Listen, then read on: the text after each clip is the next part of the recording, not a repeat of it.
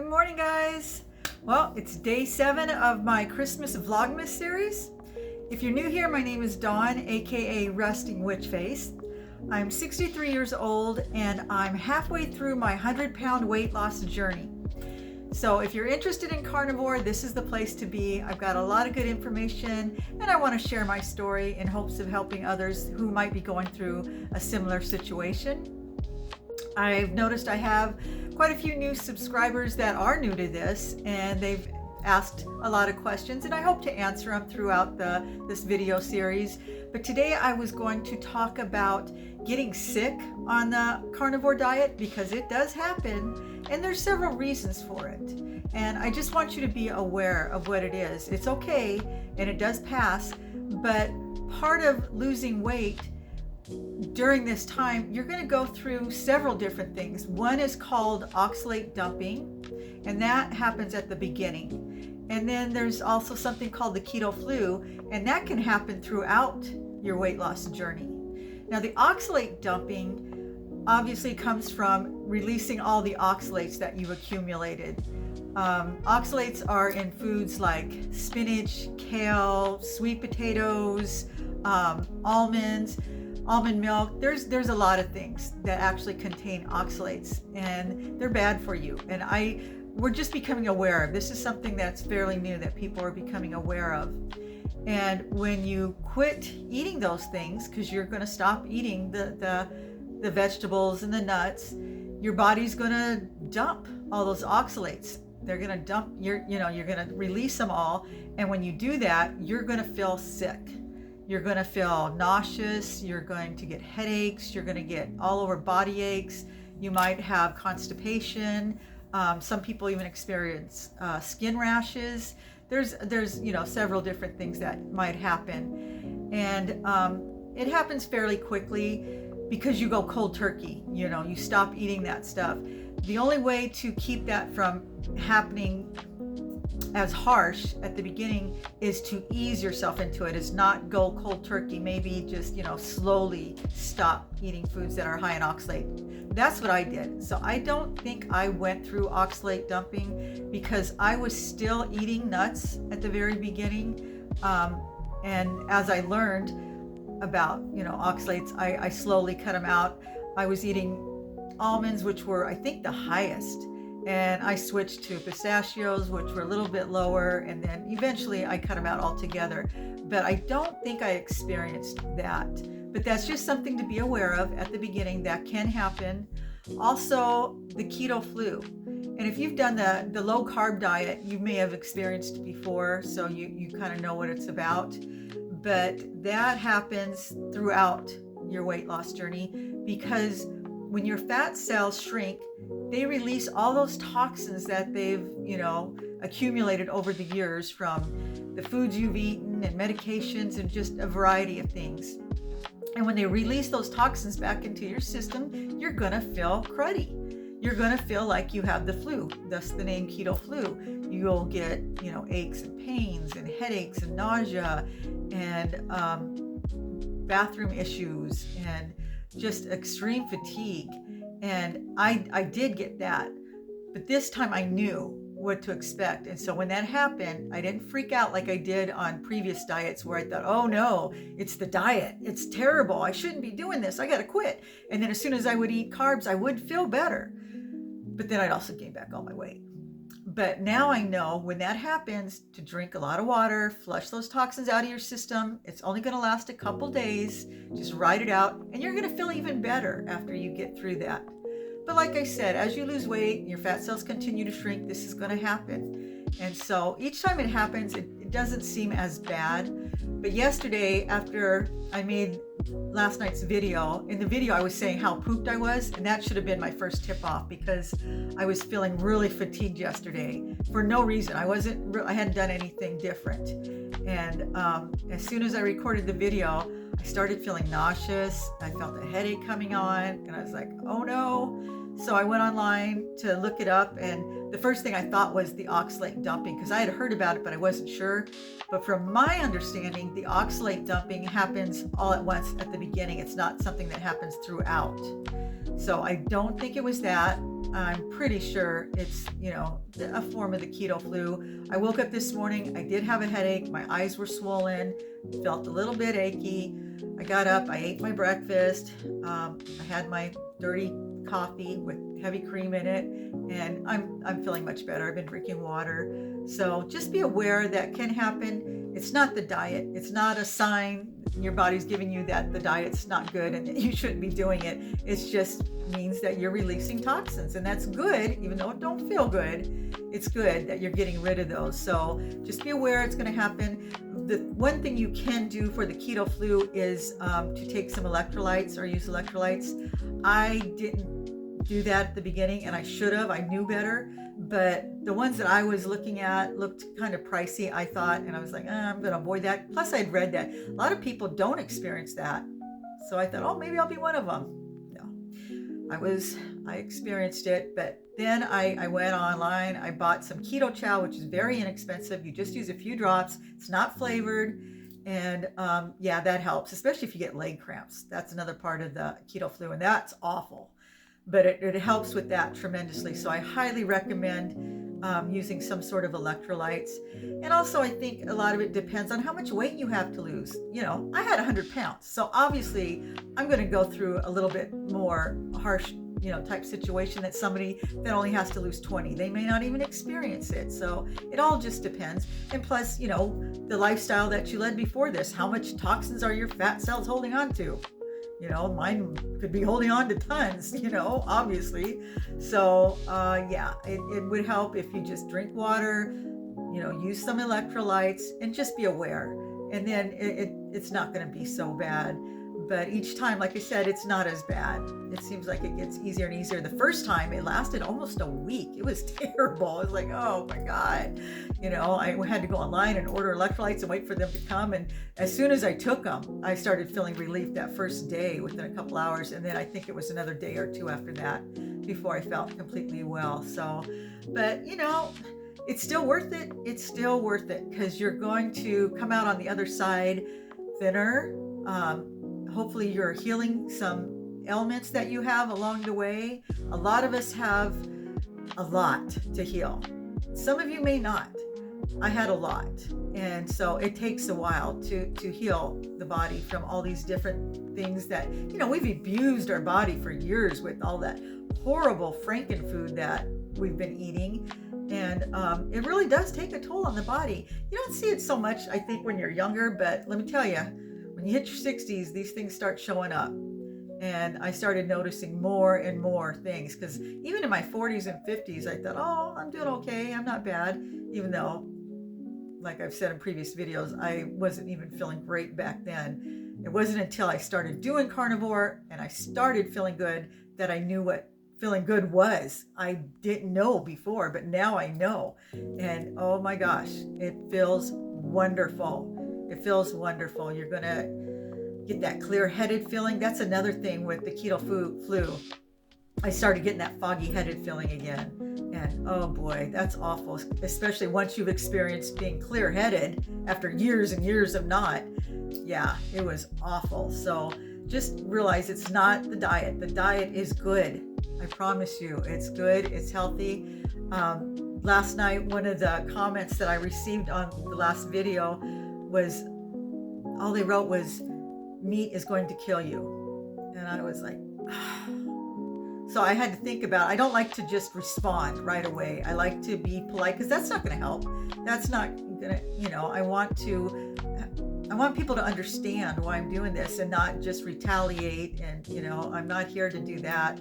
So I tried to word things as politely as possible so that they would understand. I was explaining that, no, we realize now meat is not bad for you, that the dietary guidelines and the food pyramid were bought and paid for by Big Pharma and the big food companies in order to get us to eat more carbs and grains and sugars and all that stuff. They don't want us to eat meat because when you eat meat, you're going to heal all these ailments that you have, and then they won't be able to prescribe medication. So, they're obviously trying to keep us sick.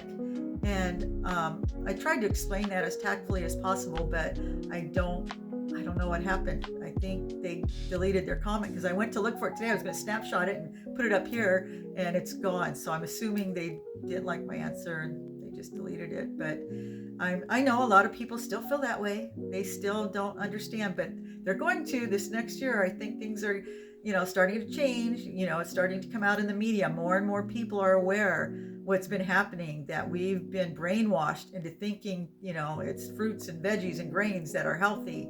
And more people are coming out to say, hey, I've lived off of that for all my life and I'm sick and I'm overweight and I feel like crap. And then they switch over to the carnivore diet, and not only are they losing the weight, they're healing from so many different things. And we're like, wait a minute, that's not what we were told. We were told it was going to cause heart disease and gout and all these other issues, and I feel better than ever. What's wrong? This isn't right. Well, it's because we've been lied to.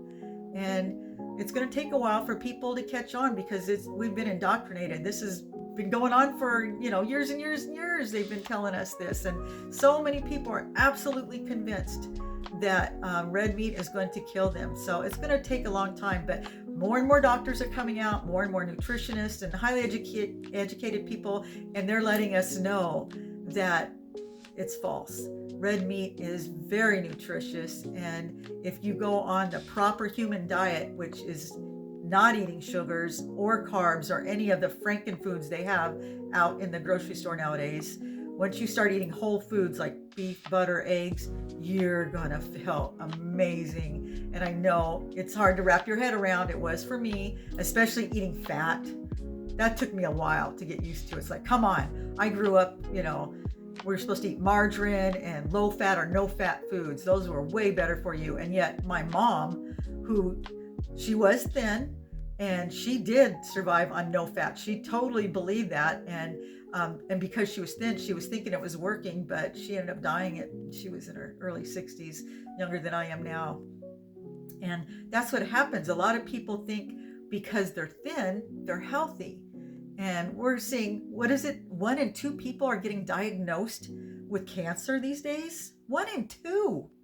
That's insanity. That's not normal.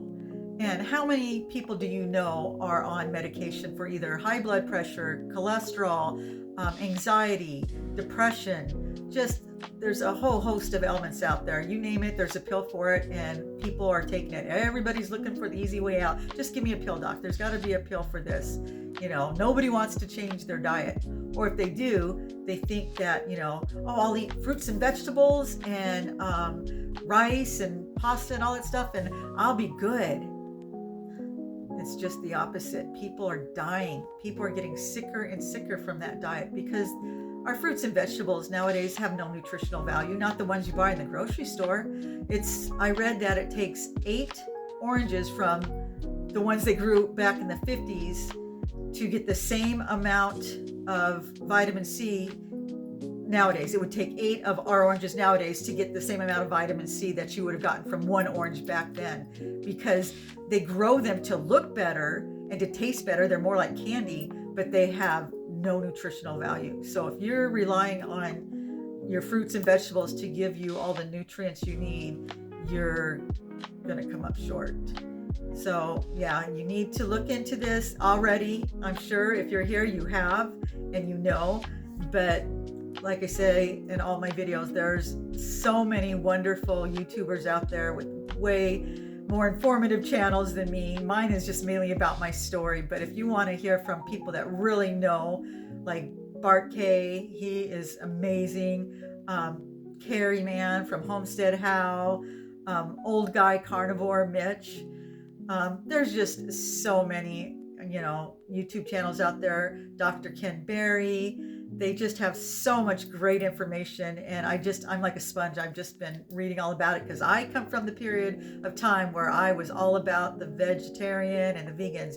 Those were the disciplined people. Those were the healthy people, and we're finding out that's wrong. And there's a lot of people on this, that were former vegetarians and vegans for years and years, and they realized that was not the healthiest diet, and so they switched over. So I really appreciate hearing their stories, hearing it straight from people that did it for years and years and found out that it wasn't beneficial.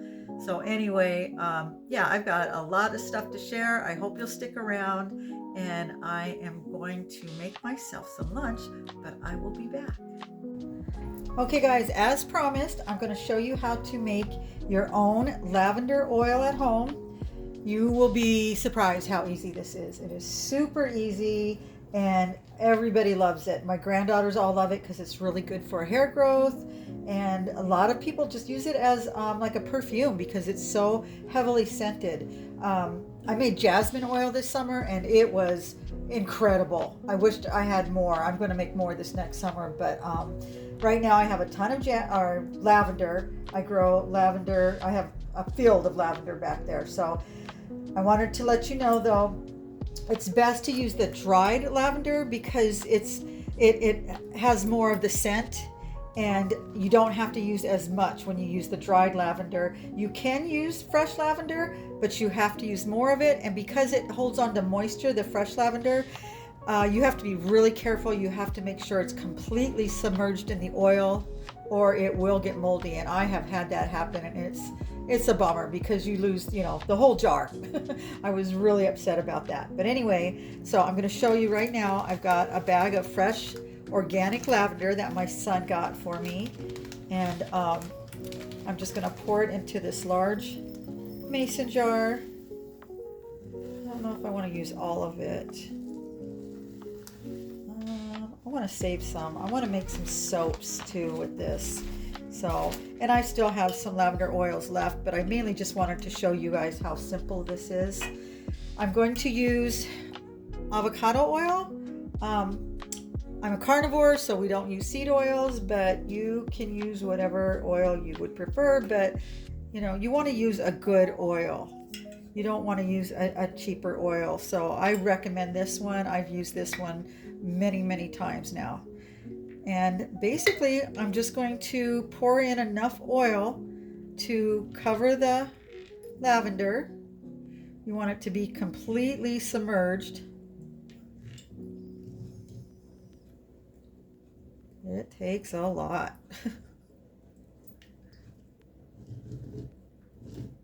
Oh, I wish you guys could smell this. It smells amazing in here because I just cut the lavender. Oh, I love that smell. The other day I cut some rosemary because we grow rosemary, thyme, lavender. What else? We have some lemon balm and basil. When you bring in fresh cut herbs from the garden, the scent is just heavenly. So anyway, that's going to be enough to totally cover it. And put the lid on. And then you just want to shake it up a bit. Just make sure you've got all of it completely covered. So yeah, just like this.